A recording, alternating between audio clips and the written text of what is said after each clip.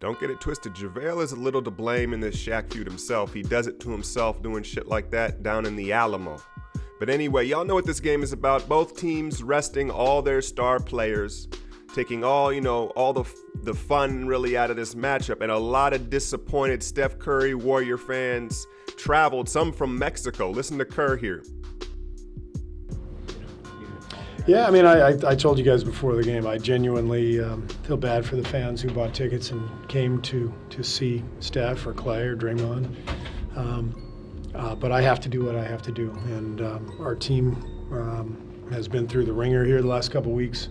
The travel has really worn us out, and we needed to get through this game, and I'm really happy those guys are going to get several days rest before our next game, and I think this will put us on a good course going forward. We needed to do this. So on to the game, and it was really the worst shooting performance of the Warriors this season. Patrick McCaw with his worst shooting performance maybe of his life. I don't know, I don't even check the stat line, man. It was miserable.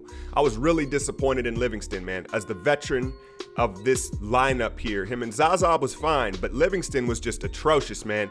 And really, I don't think he's going to be a Warrior next year. Obviously, he wants to get paid. He ain't playing like he wants to get paid. David West missing everything. And you say, well, big deal, but the problem is this is bench on bench. We're going to see the Spurs at some point, right? And Patty Mills, I mean, I don't know if he took Steph Curry's mojo, but he was shooting like prime Steph Curry. Then you have some Latvian bastard. I'm sorry, I said, no, shout out to the Latvians. I'm just sour from Andres Biedrins. I always will be. And so when I hear Latvian, that's what I think of. But some dude was hitting threes. They shot 50%, 60% from the three-point line in the first half. Patty Mills, 21 points. And it was really just a blowout the whole game. More even David Lee. Look at David Lee dunking with some swag, looking like Amari, minus the knees. But, you look at Gasol, and here's Ginobili with his awkward finish. But these guys are gonna have to match up in the playoffs, this bench unit. And the only silver lining in this game was Ian Clark, career high, 36 points. And he showed that maybe he should be the man offensively with the second unit. Maybe Livingston needs to sit down and they need to put the ball in Clark's hands, because he showed clearly with the ball in his hands and kind of given more of a green light, he can put the ball in the bucket. And it gave him some confidence against the Spurs. So that was really the only silver lining. But to me, I was extra disappointed in this effort. I didn't expect to win the game, but to be blown out like this, I'm a little bit worried that does Kerr still have the ear of this team? Does he still have their hearts, should I say? Because it's like, are they really playing hard for him? That's what I'm starting to question here, man. So the Spurs pull within a half game of the number one seed. I've already discussed the importance of that. And looking at how the brackets are going. And look at Clark, though, man, moving without the ball in his hands. So like I said, he had a great performance. Can you tell me you were that hot from the field like that? High No. school, college? Probably college, but I can't pinpoint a game.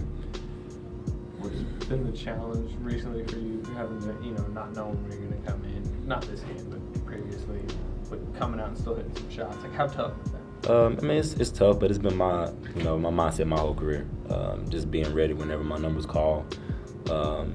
Making sure I pay attention to the game plan and just being a good teammate. And, you do all those things and, good things that happen to you.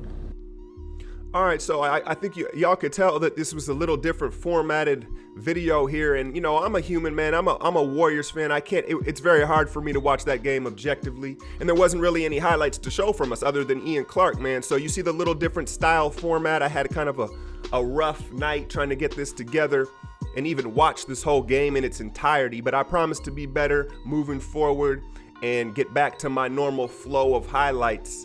It's concerning. I really, like I said, I'm starting to question how much of the ear does Steve Kerr have of this team anymore. You know what I mean? Luke Walton was a great bridge between Kerr and the players. And to my eye, they're not really buying into what he's selling anymore. They're not playing as hard.